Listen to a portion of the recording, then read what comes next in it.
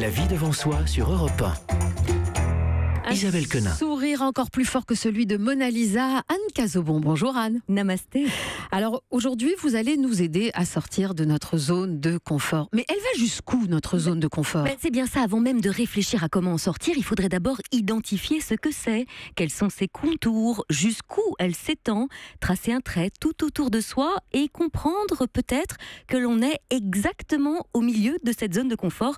Le comprendre donc et l'accepter surtout. C'est dormir?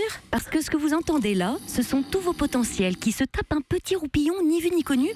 Et pour certains, on n'est pas loin de la Belle au bois dormant, si vous voyez ce que je veux dire. Oui, ça peut durer toute une vie, cette mise en sommeil de celui ou celle que vous pouvez être. Sauf que votre être profond, lui, ne rêve que d'une seule chose. C'est que vous alliez le secouer pour le réveiller, bah oui. Et pour y arriver, il va vous falloir identifier la peur qui l'empêche de quitter la couette. Alors soyons clairs, sortir de sa zone de confort ne signifie pas renier ce que vous êtes, ce que vous pensez ou ce que vous aimez. C'est simplement se donner les moyens de faire de nouvelles expériences, sans se fier aux préjugés qui en découlent. Parce que la zone de confort, c'est cette petite voix dans la tête qui vous dit que le yoga, c'est que pour les filles, que 45 ans, c'est trop tard pour reprendre des études, que cette robe jaune est beaucoup trop voyante, qu'on ne va quand même pas oser poser cette question devant tout le monde à la fin de cette conférence. C'est cette petite voix qui vous dit « Oh, ne fais pas ça malheureuse, tu vas te ridiculiser ». Ou encore « Ben non, c'est trop risqué ». Oui, ce que l'on appelle zone d'inconfort, zone de confort, devrait en fait s'appeler zone d'inconfort. Oui, mais par quoi est-ce qu'on va commencer? Alors, par des choses toutes simples que l'on peut d'ailleurs effectuer à l'abri des regards.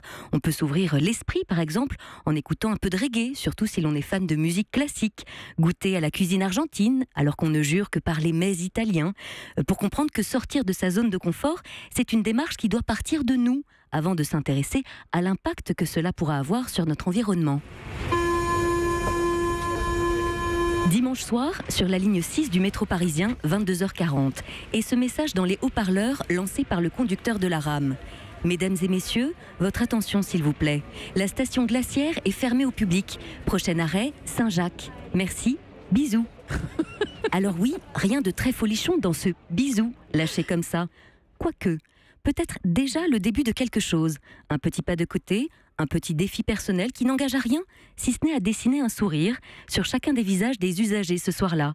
Un acte gratuit dont ce conducteur ne peut même pas mesurer l'impact puisque lui est dans sa cabine. Mais comme pour se relier à chacun d'entre nous, il a osé. Et vous, quel petit pas de côté faites-vous? Quel est votre sursaut du quotidien? La pirouette que vous faites dans votre vie? Les quelques paillettes dont vous la saupoudrez? Et la question reste posée. Merci Anne. Europe